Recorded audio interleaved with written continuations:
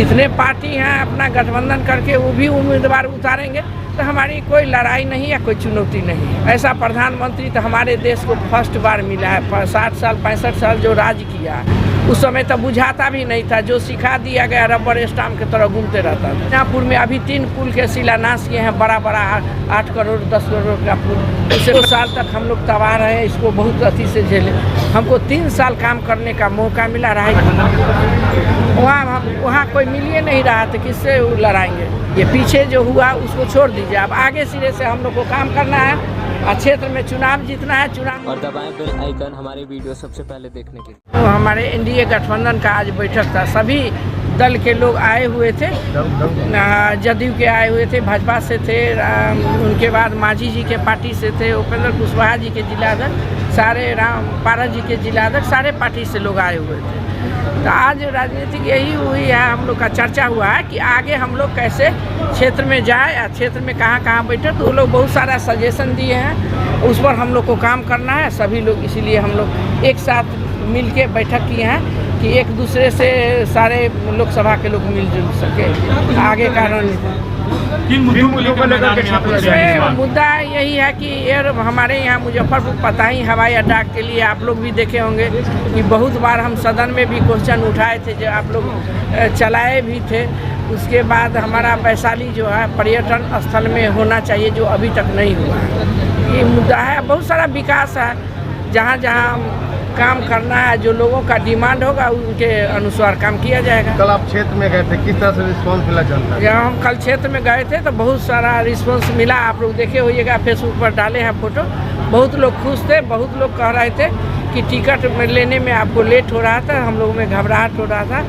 तो बहुत अच्छा हुआ, आपको चिंता करने की ज़रूरत नहीं है। जहाँ आप जाइए अपना लोगों से मिलिए जुलिए, ये आपका काम है।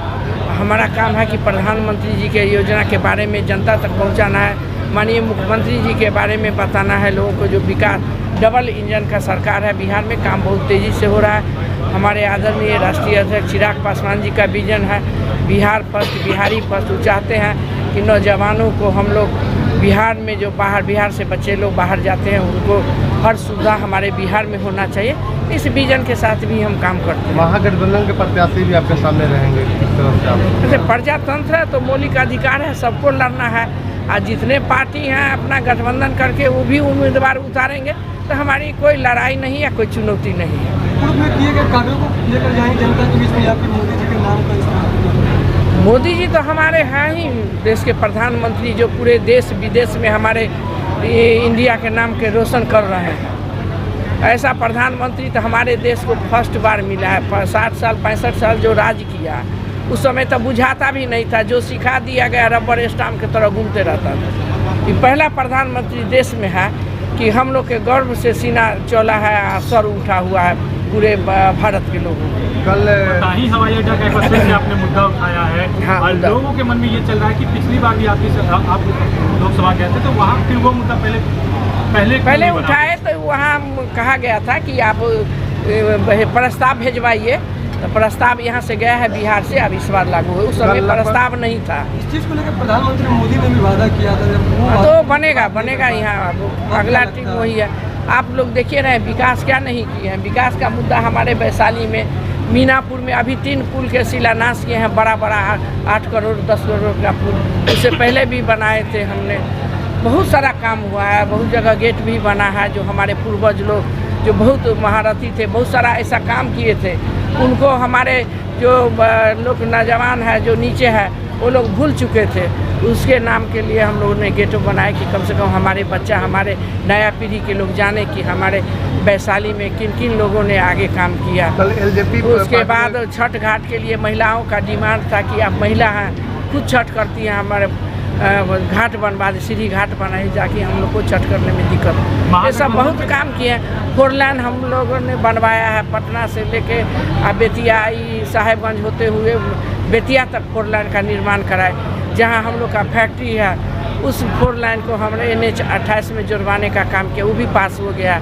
कांटी जो रेलवे स्टेशन है वहाँ हमने रेल मंत्री जी से मिलके वहाँ भी ऊपरी पुल का निर्माण का पूरा हो गया। उस दिन हम लोग उद्घाटन हमारे शिलान्यास किए हमारे प्रधानमंत्री जी। मोतीपुर का हुआ है, तो ये सब सारा काम तो हो ही रहा है प्रधान। हमारे पास तो टाइम मिला मात्र 3 साल।